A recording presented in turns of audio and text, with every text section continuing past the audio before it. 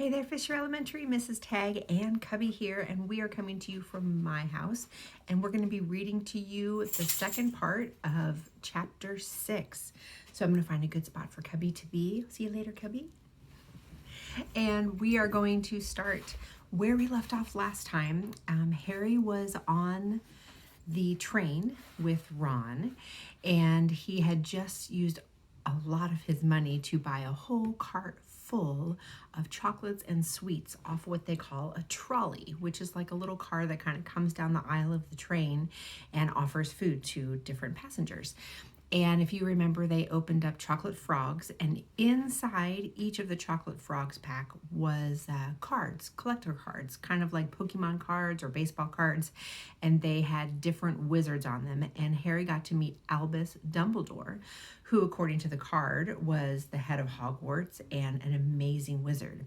So we are going to start right where we left off, and where we left off, I'll go ahead and read that paragraph to you again. It says, Harry stared as Dumbledore sidled back into the picture on his card and gave him a small smile. Ron was more interested in eating the frogs than looking at the famous witches and wizards cards, but Harry couldn't keep his eyes off them. Soon he had not only Dumbledore and Morgana, but Hengist of Woodcroft, Alberic Grunin, Circe, Perescles, and Merlin. He finally tore his eyes away from the druidess Cleodna, who was scratching her nose, to open a bag of Bertie Bott's every flavor beans. Oh, you want to be careful with those, Ron warned Harry. When they say every flavor, they mean every flavor. You know, you get all the ordinary ones like chocolate and peppermint and marmalade, but then you can get spinach and liver and tripe. Tripe is a kind of fish, by the way. George reckons he had a booger-flavored one once. Ron picked up a green bean, looked at it carefully, and bit into a corner. Ugh, see? Sprouts. They had a good time eating the every-flavored beans. Harry got toast, coconut, baked bean, strawberry, curry, grass, coffee, sardine, and was brave enough to nibble the end off a funny gray one that Ron wouldn't touch, which turned out to be pepper. The countryside now flying past the window was becoming wilder. The neat fields had gone, and now there were woods, twisting rivers, and dark green hills. There was a knock on the door of their compartment, and the round-faced boy Harry had passed on platform 9 3/4 came in. He looked tearful. Sorry, he said, but have you seen a toad at all? When they all shook their heads, he wailed, I've lost him. He keeps getting away from me. He'll turn up, said Harry. Yes, said the boy miserably. Well, if you see him. And then he left. Don't know why he's so bothered, said Ron. If I'd brought a toad, I'd lose it as quickly as I could.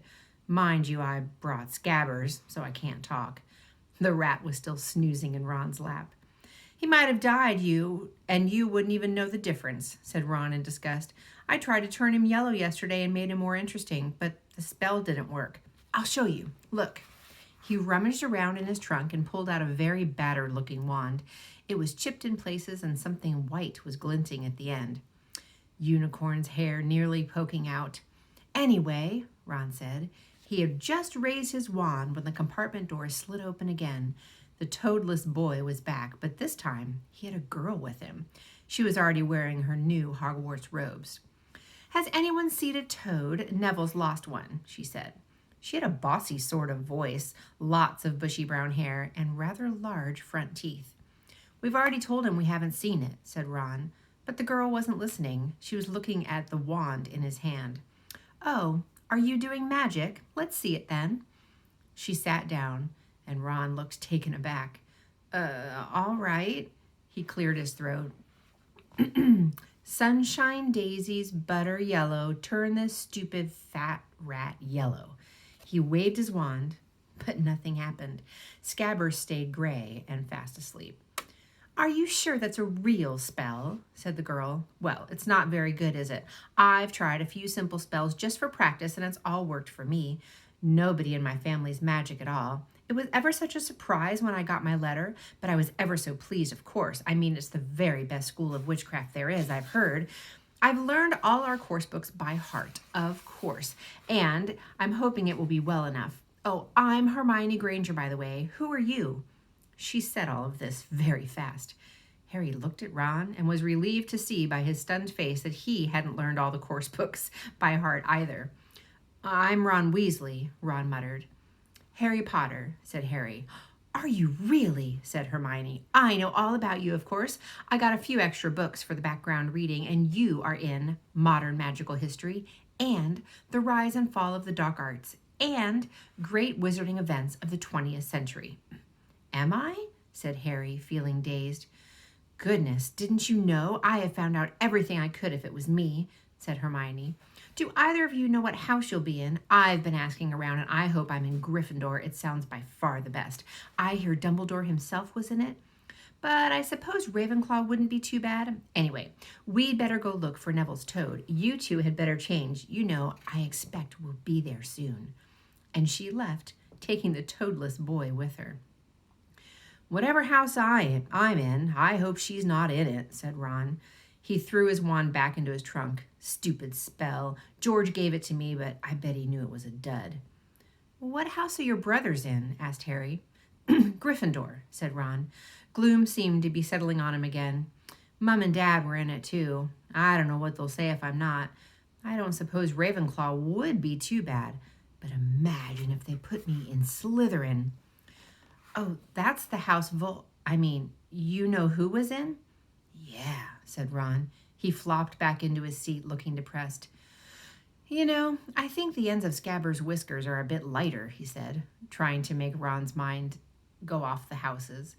So what's your oldest brothers do now that they've left anyways? Harry was wondering what a wizard did once he finished school. Well, Charlie's in Romania studying dragons, and Bill's in Africa doing something for Gringotts, said Ron. Did you hear about Gringotts? It's been all over the Daily Prophet, but I don't suppose you get that with the Muggles. Someone tried to rob a high-security vault. Harry stared. Really? What happened to them? Nothing. That's why it's such big news. They haven't been caught. My dad says it must have been a powerful dark wizard to get round Gringotts, but they don't think they took anything. That's odd. Of course, everyone gets scared when something like this happens in case you know who is behind it. Harry turned this news over in his mind. He was starting to get a prickle of fear every time you know who was mentioned. He supposed this was all part of entering the magical world, but it had been a lot more comfortable saying Voldemort without worrying. What's your Quidditch team? Ron asked. I don't know any, Harry confessed. What? Ron looked dumbfounded. Oh, you just wait. It's the best game in the world.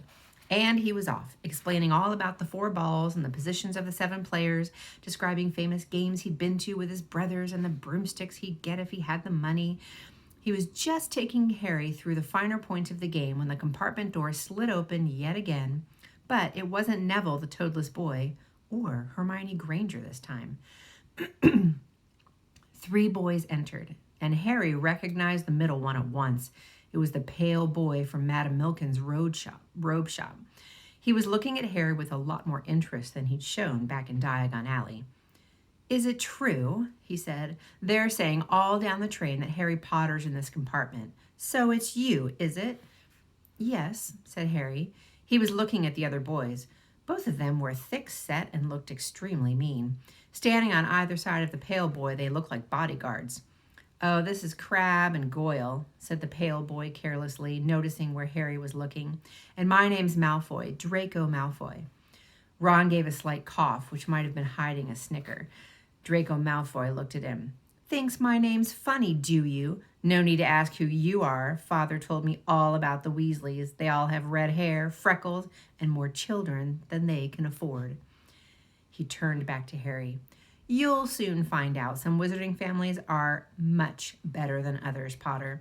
You don't want to go making friends with the wrong sort. I can help you there. He held out his hand to shake Harry's, but Harry didn't take it. I think I can tell who are the wrong sort for myself, thanks, he said coolly. Draco Malfoy didn't go red, but pink tinge appeared on his pale cheeks. I'd be careful if I were you, Potter, he said slowly. Unless you're a bit politer, you'll go the same way as your parents. They didn't know what was good for them either. You hang around with riffraff like the Weasleys and that Hagrid, it'll rub off on you. Both Harry and Ron stood up. Say that again, Ron said, his face as red as his hair. Oh, you're going to fight us, are you? Malfoy sneered. Unless you get out now, said Harry, more bravely than he felt, because Crabbe and Goyle were a lot bigger than him or Ron. But we don't feel like leaving, do we, boys? We've eaten all our food, and it still seems you have some. Goyle reached toward the chocolate frogs next to Ron, and Ron leapt forward, but before he'd so much as touched Goyle, Goyle let out a horrible yell. Scabbers the rat was hanging off his finger, sharp little teeth sunk into Goyle's knuckle. Crabbe and Malfoy backed away as Goyle swung Scabbers round and round, howling, and when Scabbers finally flew off and hit the window, all three of them disappeared at once. Perhaps they thought they were more rats lurking among the sweets, or perhaps they heard footsteps, because a second later, Hermione Granger came in. What has been going on? She said, looking at all the sweets all over the floor and Ron picking up Scabbers by his tail. I think he's been knocked out, Ron said to Harry. He looked closer at Scabbers. No, I don't believe it. He's gone back to sleep. And so he had. You've met Malfoy before? Harry explained about their meeting in Diagon Alley. Oh, I've heard of his family, said Ron darkly. They were some of the first to come back to our side after you-know-who disappeared. Said they'd been bewitched. My dad doesn't believe it. He says Malfoy's father didn't need an excuse to go over to the dark side. He turned to Hermione. Can we help you with something? You'd better hurry up and put your robes on. I've just been up to the front to ask the conductor, and he says we're nearly there. You haven't been fighting, have you? You'll be in trouble before we even get there. Scabbers been fighting, not us, said Ron, scowling at her. Would you mind leaving while we change? All right.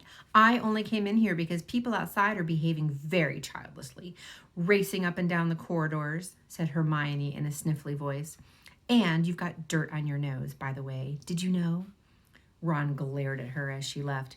Harry peered out the window. It was getting dark. He could see mountains and forests under a deep purple sky, and the train did seem to be slowing down. He and Ron took off their jackets and pulled on their long black robes. Ron's were a bit short for him, and you could see his sneakers underneath him. A voice echoed through the train. We'll be reaching Hogwarts in 5 minutes' time. Please leave your luggage on the train. It will be taken to the school separately. Harry's stomach lurched with nerves, and Ron, he saw, looked pale under his freckles. They crammed their pockets with the last of the sweets and joined the crowds thronging in the corridor. The train slowed right down and finally stopped. People pushed their way toward the door and out onto the tiny dark platform. Harry shivered in the cold night air. Then a lamp came bobbing over the heads of the students, and Harry heard a familiar voice. First years over here. All right there, Harry? Hagrid's big hairy face beamed over a sea of heads. Come on, follow me. Any more first years? Mind your step now. First years, follow me. Slipping and stumbling, they followed Hagrid down what seemed to be a steep, narrow path. It was so dark on either side of them that Harry thought there must be thick trees there. Nobody spoke much. Neville, the boy who kept losing his toads, sniffled once or twice.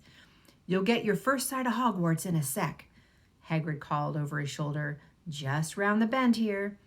And there was a loud ooh. The narrow path had opened suddenly onto the edge of a great black lake, perched atop a high mountain on the other side. Its windows sparkling in the starry sky was a vast castle with many turrets and towers. No more than 4 to a boat, Hagrid called, pointing to a fleet of little boats sitting in the water by the shore. Harry and Ron were followed into their boat by Neville and Hermione. Everyone in, shouted Hagrid, who had the boat to himself. Right then, forward! And the fleet of little boats moved all at once, gliding across the lake, which was as smooth as glass. Everyone was silent, staring up at the great castle overhead. It towered over them as they sailed nearer and nearer to the cliff on which it stood. Heads down, yelled Hagrid as the first boats reached the cliff. They all bent their heads, and the little boats carried them through a curtain of ivy that hid a wide opening in the cliff face. They were carried along a dark tunnel, which seemed to be taking them right underneath the castle, until they reached a kind of underground harbor where they clambered out onto rocks and pebbles. "Oi, you there! Is this your toad?" said Hagrid, who was checking the boats as people climbed out of them. "Trevor!" cried Neville blissfully, holding out his hands. Then they clambered up a passageway in the rock after Hagrid's lamp, coming out at last onto smooth, damp grass right in the shadow of the castle. They walked up a flight of stone steps and crowded round the huge oak front door.